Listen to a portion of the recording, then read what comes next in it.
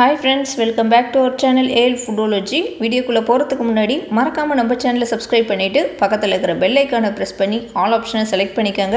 அப்பதான் நான் போடுற எல்லா வீடியோஸோட notification உங்களுக்கு கிடைக்கும். Instagram-லயே அப்படியே நம்ம page-ஐ follow பண்ணிக்கங்க. இன்னைக்கு நல்ல ஒரு டேஸ்டியான மிளகாய் கிள்ளி சாம்பார் ரெசிபி தான் செய்ய போறோம். வாங்க எப்படி செய்யறதுன்னு பார்க்கலாம். மிளகாய் கிள்ளி சாம்பாருக்கு ஒரு 1/4 கப் அளவுக்கு தோரம்பருப்பு எடுத்து வாஷ் பண்ணிட்டு அது ஒரு 10 நிமிஷம் soak பண்ணியிருந்தேன். ஏன்னா நான் குக்கர்ல வைக்கல, நார்மல் பாத்திரத்துல தான் செய்றேன். இப்போ அது கூடவே நான் வந்து 2 பச்சை மிளகாய் சேர்த்துக்கிறேன், ஒரு கட் பண்ண தக்காளி சேர்த்துக்கிறேன், ஒரு 4 பூண்டு பல் சேர்த்துக்கிறேன். இதெல்லாம் பருப்போடே சேர்த்து வேக வச்சுக்கலாம். நீங்க குக்கர்ல வேணும்னாலும் வச்சுக்கோங்க. இது கூட ஒரு 1/4 டீஸ்பூன் அளவுக்கு மஞ்சள் தூளும் பருப்பு வேகிறதுக்கு கொஞ்சமா உப்பும் சேர்த்து எல்லாத்தையும் ஒண்ணா நல்லா நம்ம mix பண்ணி விட்டுக்கலாம்.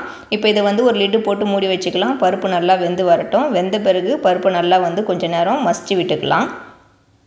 தக்காளி எல்லாம் வந்து சேர்ந்து அதோட மசிஞ்சிடும். இப்போ பருப்பு வந்து வெந்திருச்சு பாருங்க. நான் ரொம்ப வந்து குழையற அளவுக்கு வந்து மசிச்சு விடல, கொஞ்சம் மீடியமா தான் விட்டுருக்கேன். இப்போ சாம்பார் செய்யறதுக்கு ஒரு பாத்திரம் வச்சு அதில 2 டேபிள் ஸ்பூன் அளவுக்கு நல்லெண்ணெய் சேர்த்துக்கிறேன். ஆயில் ஹீட் ஆன பிறகு தாளிக்கிறதுக்கு கொஞ்சம் ஜீரகம், கொஞ்சம் கடுகு, கொஞ்சம் கருவேப்பிலை சேர்த்துக்கலாம். கூடவே கொஞ்சம் பெருங்காயத்தூள் சேர்த்துக்கிறேன். இது கூடவே காஞ்ச மிளகாய் வந்து ஒரு 3 காஞ்ச மிளகாய் நான் இது மாதிரி கிள்ளி வந்து சேர்த்துக்கிறேன். உங்க காரத்துக்கு ஏத்த மாதிரி நீங்க சேர்த்துக்கங்க. இது வந்து நல்லா அப்படியே எண்ணெயில நல்லா கொஞ்சம் பொரிஞ்சு வரட்டும். இப்போ சின்ன வெங்காயம் ஒரு 100 கிராம் வந்து கட் பண்ணி வச்சிருக்கேன், அதை சேர்த்துக்கிறேன். இதை சேர்த்துட்டு வதக்கி விட்டுக்கலாம். இந்த கிள்ளி சாம்பாருக்கு சின்ன வெங்காயம் சேர்த்து செய்யறப்போ நல்லா டேஸ்டா இருக்கும்.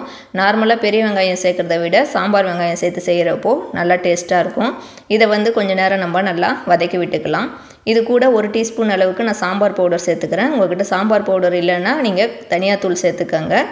இதை ஒரு 2 செகண்ட் வந்து நம்ம நல்லா வந்து வதக்கி விட்டுக்கலாம், அதில் இருக்கிற பச்சை ஸ்மெல் போகிற வரைக்கும்.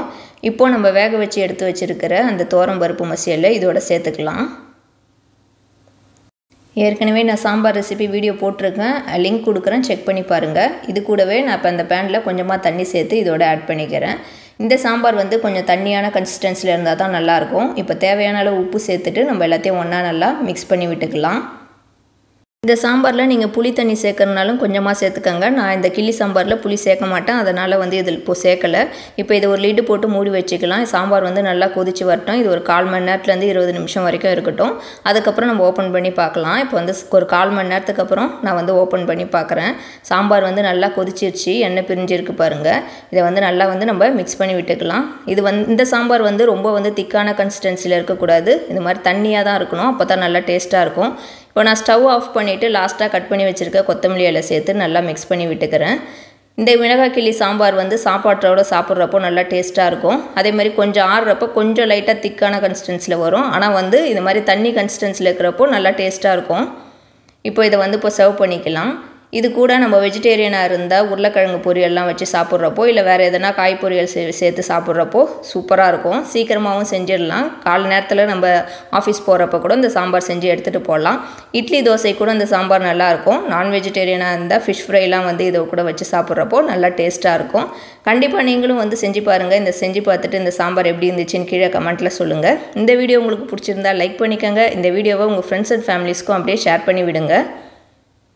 அப்புறம் நிறைய பேர் நம்ம AL Foodology சேனலை இன்னும் சப்ஸ்கிரைப் பண்ணாமல் பார்த்துட்ருக்கீங்க. ஸோ மறக்காமல் சப்ஸ்கிரைப் பண்ணிவிட்டு பக்கத்தில் இருக்கிற பெல் ஐக்கானையும் ப்ரெஸ் பண்ணிக்கோங்க. தேங்க்யூ ஃபார் வாட்சிங்.